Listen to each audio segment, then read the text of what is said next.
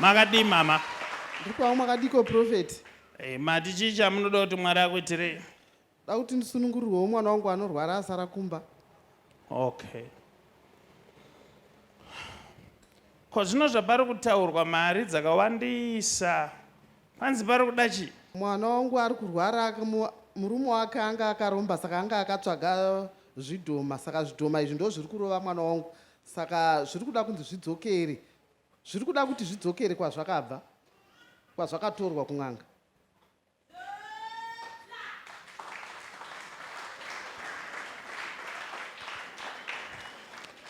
Saka n'anga yacho ndoida 4,000.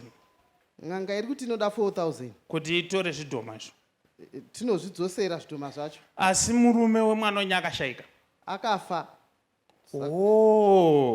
Saka zvidhoma izvi zvakazikanwa sei nemwana wenyu? Zvakauya zvikazviintrodusa zvega zvikanzi takatsvagwa nemukwasha. Kutozviintrodusa zvega ndakatosangana nazvo zvibva mumba zvitotaura kuti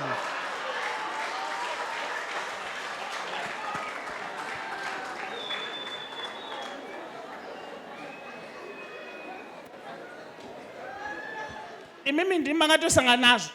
Takasangana nazvo zvitobva mubedroom momwana wangu kutonorova mwana wangu. Ndoda pekunyorera. Alright, haizvo zvaita.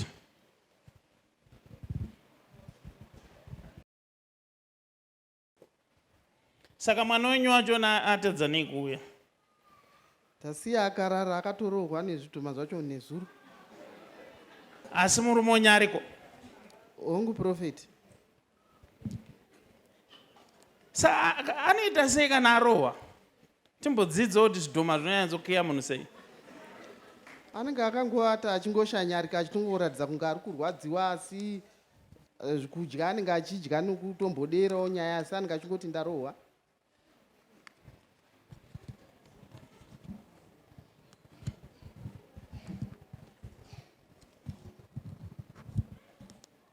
Handi muri kuona tsamba yandanyora? Totenda prophet. Iyi tsamba yandinoda kuti muivhure. Totenda.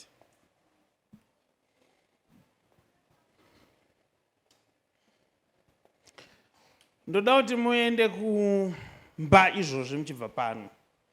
Kana maenda kumba ndoda kuti muteerere. Mukazini ndiri kuona kuti zvinhu zvacho zvine confusion, even murume wenyu chaiye anenge achitokumanikidzai pane mapiritsi aari kukumanikidzai kunwa. Ari kuti timwe mapiritsi isi chiti atitsvagei mari yekuti 4,000 iri kudikwa kutodzosera zvidhoma. Anenge achinwai mapiritsi. Ari kuti timwai mapiritsi, ari kunditi ndimwe mapiritsi. Indichiti atinodzosera zvidhoma mari.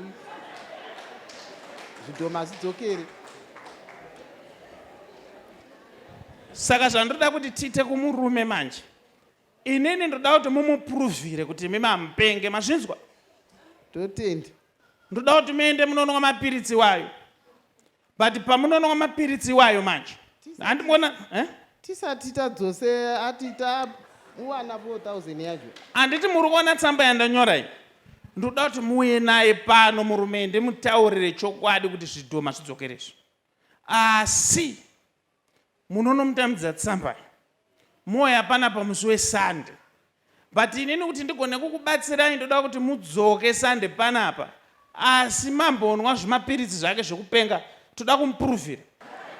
Chende munomupa tsamba iyo yandanyora murume. Uyo musavhure mamubvumidzwa kukuvhura. Ndizvoka?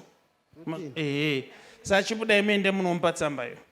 Chenda varwere maoko vaende zvavo.